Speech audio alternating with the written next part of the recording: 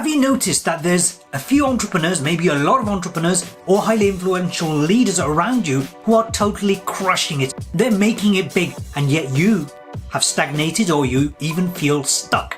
Worry no more, we're going to change this on this show. About 15 years ago, a young financial advisor moved from the United States and moved to the city in Birmingham to give advice to help entrepreneurs to build their wealth. He didn't try to set the world on fire. He didn't try to make a big difference to the whole world. He wanted to make a difference to those few lives that he was supporting. He started doing this by building his own network over the last 15 years, and he now runs one of the biggest wealth networks in Birmingham. During this interview, you're going to hear from B.D. Dalton, who is this financial advisor, wealth manager, and he's going to share with you, the entrepreneur, the influential leader, on how you can build your wealth and get back on purpose. Welcome to the Harun Rabbani Show. So without further ado, let's bring on our guest. Welcome to the Harun Rabbani Show, BD. Hey, thanks, Harun. What's the biggest problem that entrepreneurs face in terms of creating their wealth on an ongoing basis? I call it the next level syndrome. They can't figure out what level they're on currently, so they don't know how to get to their next level. You know, when you go to the gym, you try to figure out how many press-ups you can do, or how many chin-ups, or how fast or how long you can run on the elliptical trainer, so you can set a standard. In business, the only standard we typically have is the guy down the street, the lady down the street, the other business, our top competitor. Some of the other guys, comparing ourselves to the PLCs and the big, huge companies. But we don't really know what our level is. It's that level of wealth and that level of happiness. And business owners in the UK and probably lesser in the US don't know what level they're on. They only have the level of benchmarking against their friends down the street. The problem that they have is they, especially in the UK, don't want to be better than the guy down the street. Because then the guy or the gal down the street will look at them like they've either made it or they've jumped on somebody's back, or they don't know how to get to that next level without stepping on somebody.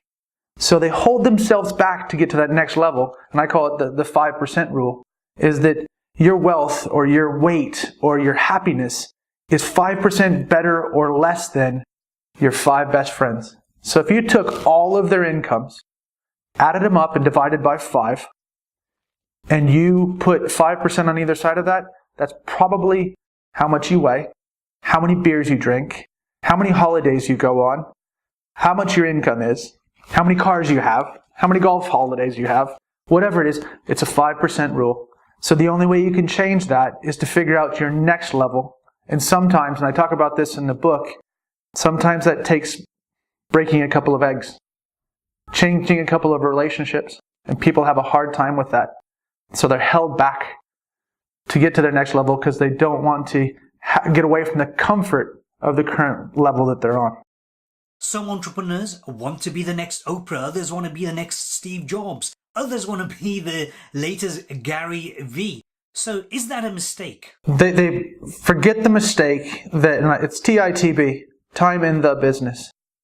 So the only way that you can reduce the time in the business and to get to that Steve Jobs moment or that Oprah Winfrey moment is either to have lots of money, rich parents, an amazing thing that somebody doesn't know that you've just created the next Blu-ray player, or lots and lots of time.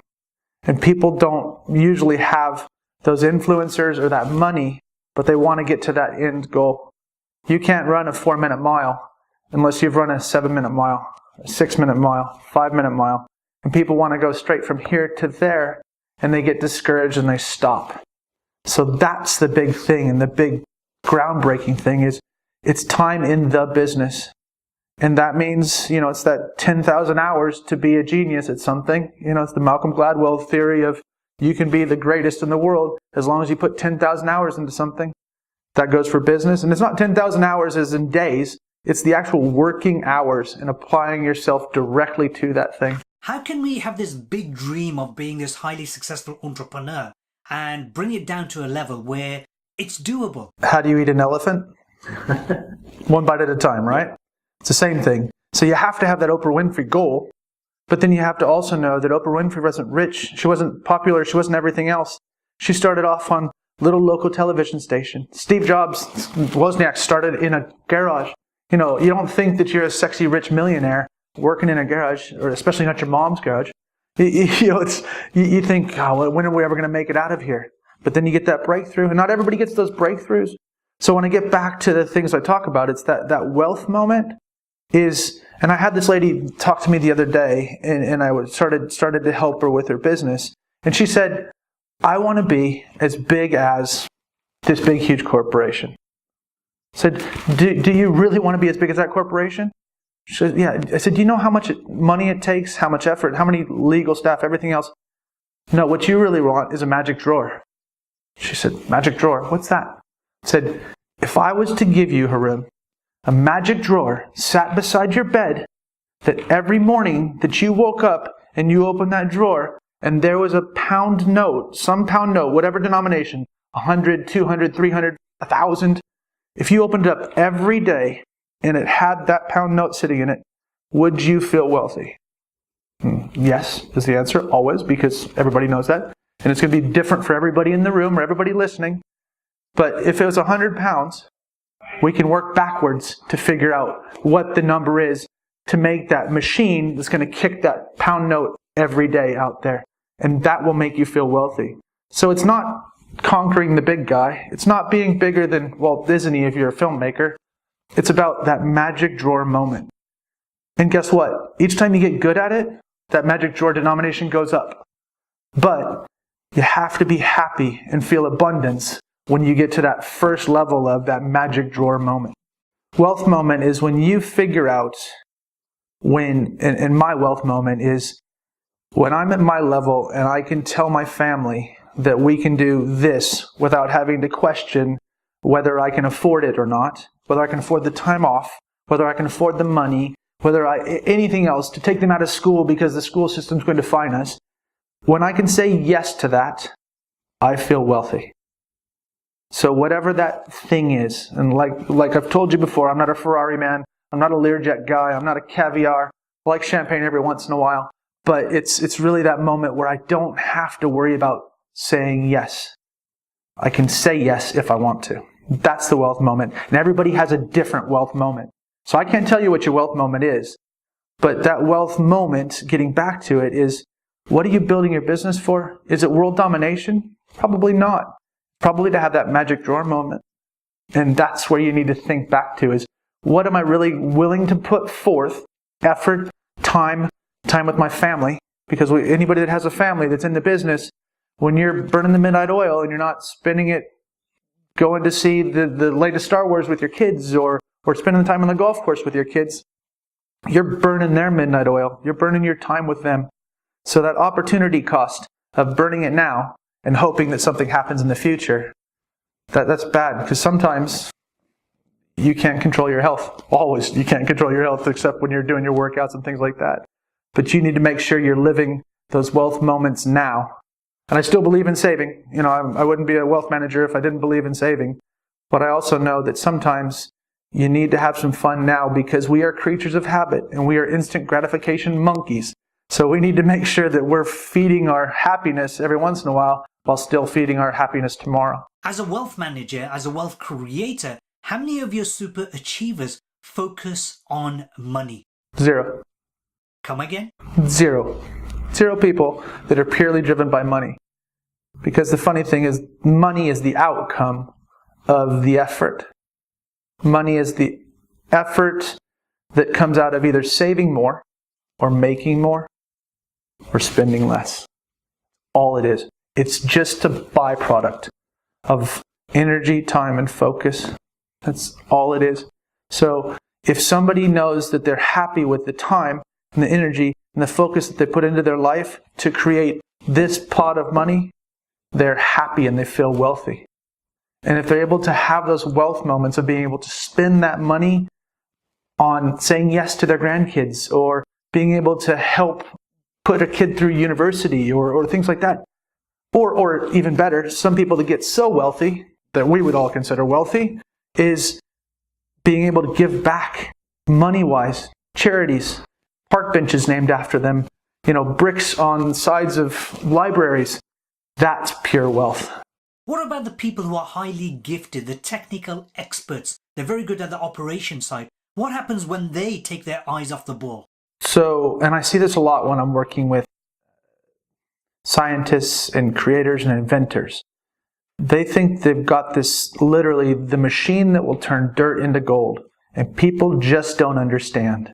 So they focus on this amazing thing that's going to make the world a better place and a new place. So they get so focused on making the business happen, making the widget or the splot. That's the new thing in my book. We've gotten rid of widgets now because everybody says widgets, so splot's the new thing.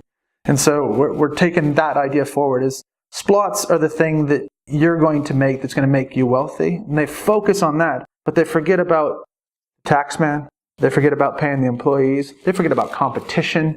They forget that not everybody... Have you seen it when people have said, I don't have any competition? We're all competing for something. Whether it's time or wallet share, whatever else it is, you're competing it always. It doesn't matter if you think you've got a TV station that doesn't compete with an IT thing that's on somebody's iPad or some other computer device. You're competing for that time and that money. So there's always competition. So people lose focus because they think that this splot is going to change the world. And those are the people that lose that wealth focus. At about the same time I met you, BD, about 15 years ago, I was working with a lot of IFAs, financial advisors, to help build their referral-based business. However, one of the challenges they were facing was that they were giving advice to people to build their wealth, but they themselves, the advisors, were struggling with their own finances. What are your thoughts on that? I think that it comes back to the boss principle for me. Big, old, safe, and solid.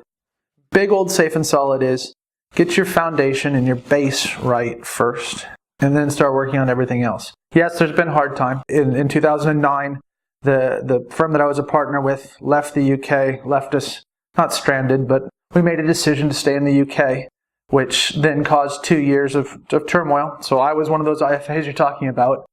But over that time frame, from that point, about 2011, till now, it's really been doing the stuff that makes it simple. So my job is not to make people rich. It's to keep people wealthy. And it's a big difference. I'm not a person that fills in holes. I'm a person that plants trees. And it's just a big difference in the way I see it and the abundance in the people that I work with. And that's the type of people that I attract. And that's the type of people that I now hang out with. So when I wrote the book in True Gravity about networking, that's not only business networks, but that's personal networks. And in that time frame, and I say you can only have 3 best friends. Because if you think about it, Harun, you've got 4 weekends in a month. And you could spend it with Bill one weekend, Dave another weekend, and Steve another weekend. And then you have to have some time for the family, at least. Right? You don't have any time. You can't remember more than those 3 guys' spouses' names, their favorite football teams, whatever else it is. It's the same thing when it comes to business, is that you only have enough business to give to 3 people. You have enough energy, time, and focus to give to 3 people. And in the last 3 years, I've gone through 3 universes, 3 sets of primary planets, the people that I've had close to me, because of the trajectory I'm on, it's changed. It doesn't mean those guys aren't my friends anymore. They're just not people I spend time with every day. So it's the same thing in your personal life, the same thing in your business life. If you are trying to get to that next level, when you start up or down that slippery slope, you are going to accelerate. And people aren't going to know how to hang on to you. And it's a beautiful thing. Most entrepreneurs make mistakes. They make many mistakes over a number of years. You have been running your business for over 25 years. What are your biggest mistakes? Biggest mistakes. One is being too trusting of legal documents. Sometimes, big legal documents, when you're dealing with a big company, it's okay because there's a lot of paycheck behind that. So if you're dealing with the bank, there's going to be some stuff in the fine print, but you're going to have a lot of leg to stand on. But when you're dealing with smaller companies or when you're dealing with purchases or sales, those legal documents are essential. Those things can destroy you. Second thing is making sure that the things that you're doing are your goals and not somebody else's goals. Everybody has sales targets or business targets or profit targets or things like that. But you have to know what makes you feel comfortable, and comfortable should be discomfort if you're trying to get to the next level. And so legal documents, not settling, and the last one, and this is give away something, as in give away authority, responsibility, ideas, everything. Just give stuff away. And it's not for free because it all comes back to you. But people, entrepreneurs, tend to be, if they've made their spot or their widget, their thing, they don't want to release. They don't think that all the clients are theirs. The more that they can pull themselves out and give more stuff away to their teams and trust people, little bits at a time, or big time if you're really good at it, the more wealthy you'll be.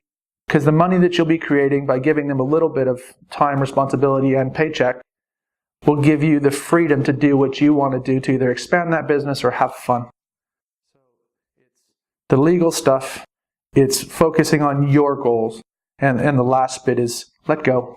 Just let it go. Horrible let it go of Frozen, but it's just let it go. So not only do you have your wealth management practice, you also own a couple of other companies, including a corporate law firm. What were the reasons, and how did you decide to expand into a field perhaps that you don't specialize in? The reason I did, the first step was going from wealth manager to consultant coach. I'd done enough stuff in the wealth management business in Taurus to create a Taurus client experience. So making it very simple to make the clients feel good repetitively, making sure that we de-risk their portfolios and their lives, and making our business de-risked by working our way through the process. So then I was able to take that and all the stuff I'd done in there and start doing some consulting for some other financial advisors. Then I got kind of bored with that, with just dealing with financial advisors, and then moved on to a software company. So I started working my way through that because it was more fun. When we start to do things, I'm one of those people that likes to have a lot of things going on. So then that got me to, I had about 6 clients business-wise that were being transformational, taking them to the next level. And one of them then came to be a law firm. And the law firm where we're sat now, when we did the research on the back of it, the thing that they needed was a CEO. Because in the UK, the laws are that a non-lawyer can be the head of a law firm.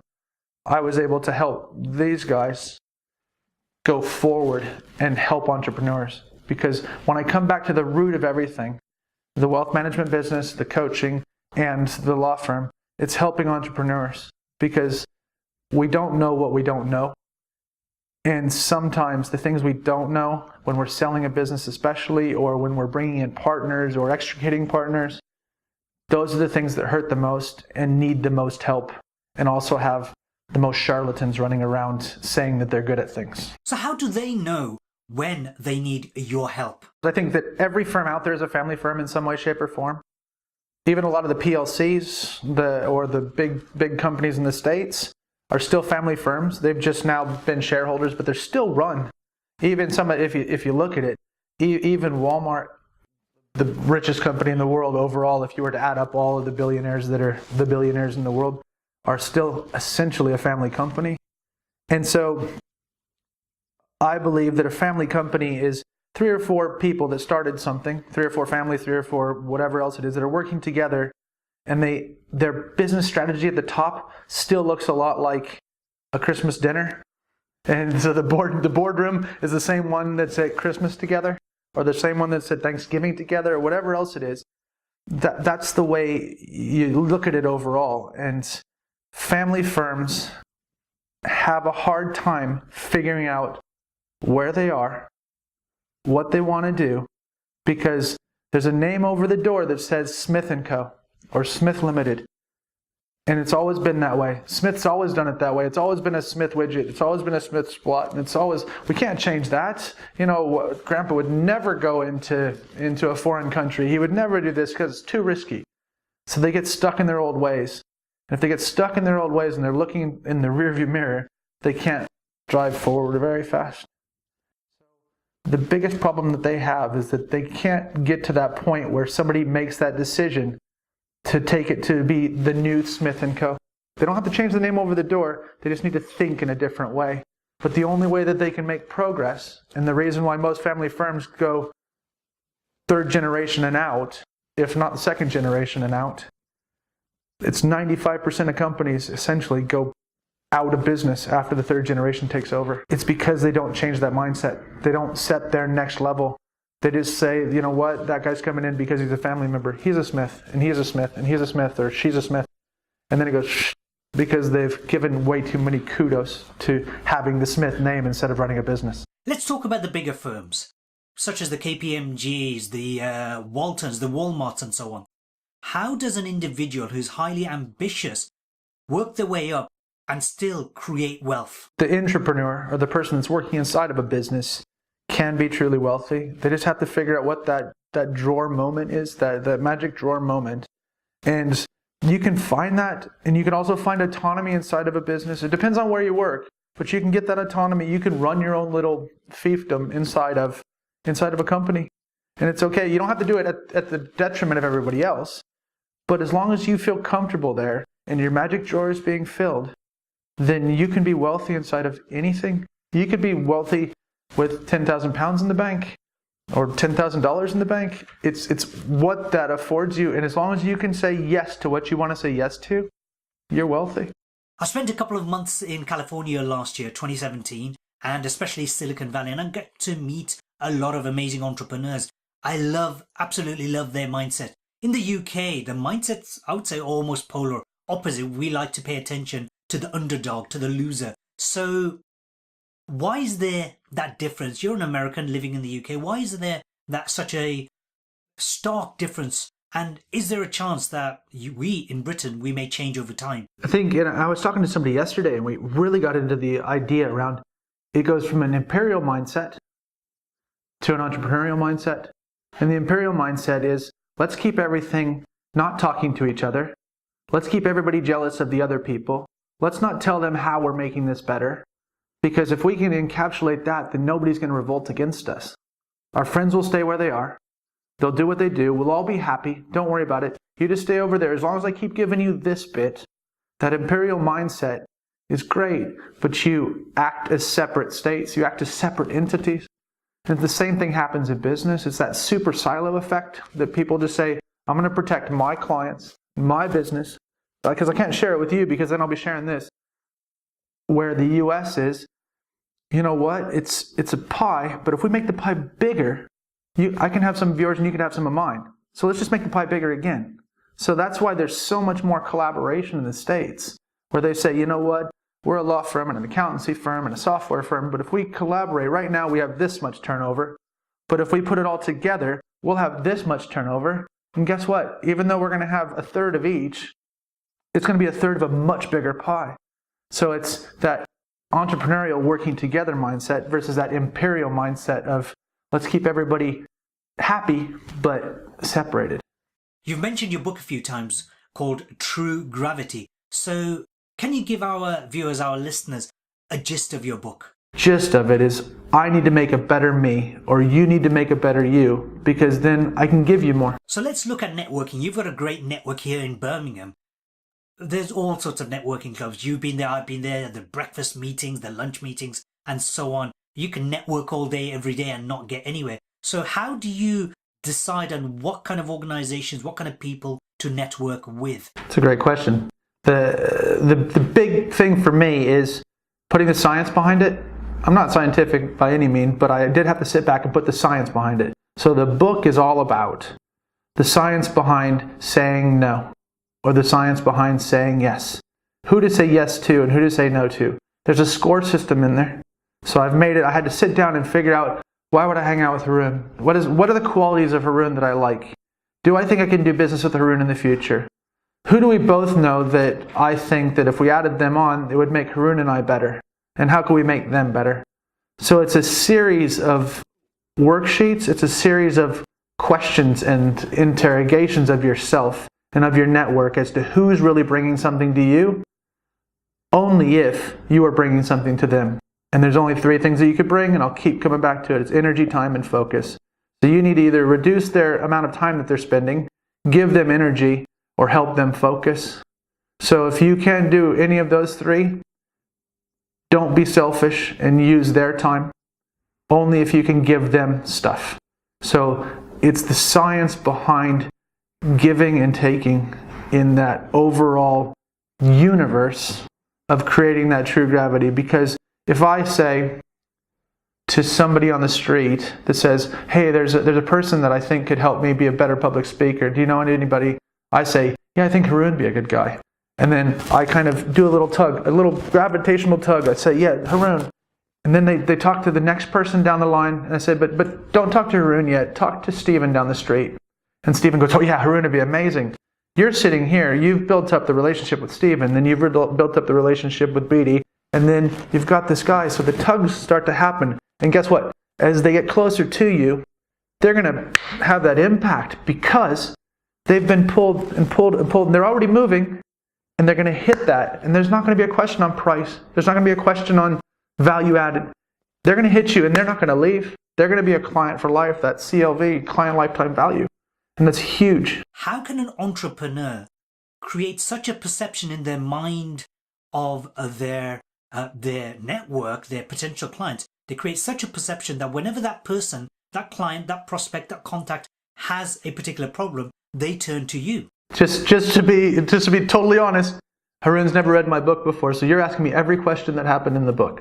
So I sat back and asked myself that same thing. The only way that I can create that credibility and create it rapidly is to have little trust points. So if I tell you I'm going to be somewhere at 2 o'clock to have an interview, I'm there at 1:55. I'm there early. I've called you ahead of time. I've done little things that make you know that I'm a trustworthy person. I do what I say. So then I start to tell you my story. We have a podcast. You learn a little bit more about it. You read a blog. You read a testimonial. You read things like that. You start to understand me. I deliver on little bits there. So I say, I'm going to introduce you to Stephen, and Stephen's going to do some great videography for you. So we move to that stage. So little bits of trust. But in return, I need to have little trust points back from you to know that you're understanding the trust points that I'm giving you. So in this give and take, and you can't expect to have 1-for-1 because they don't know that they're playing the game. But you have to see those bits. So to get to that stage, then you have to have that credibility point, because then when somebody asks you about B.D., well, he shows up on time, he does what he says, and he's very energetic, and I think he's done some pretty good work or he wouldn't be running 3 businesses. That testimonial, when you're out at a networking function, from you, when Stephen asks you what I do, you could say, well, he's great at taking people to the next level, but don't, I've seen it lots of times. Go ask Stephen. Then Stephen says something about me. Before you even get to me, you already want to buy from me because you've had those testimonials. If someone's building their network, when is the right time to say no? I say no when I feel that they don't understand my value. They have abused the value of somebody in my network.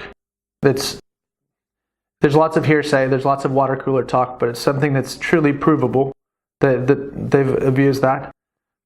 And somebody that doesn't live up to my level that I want to get to.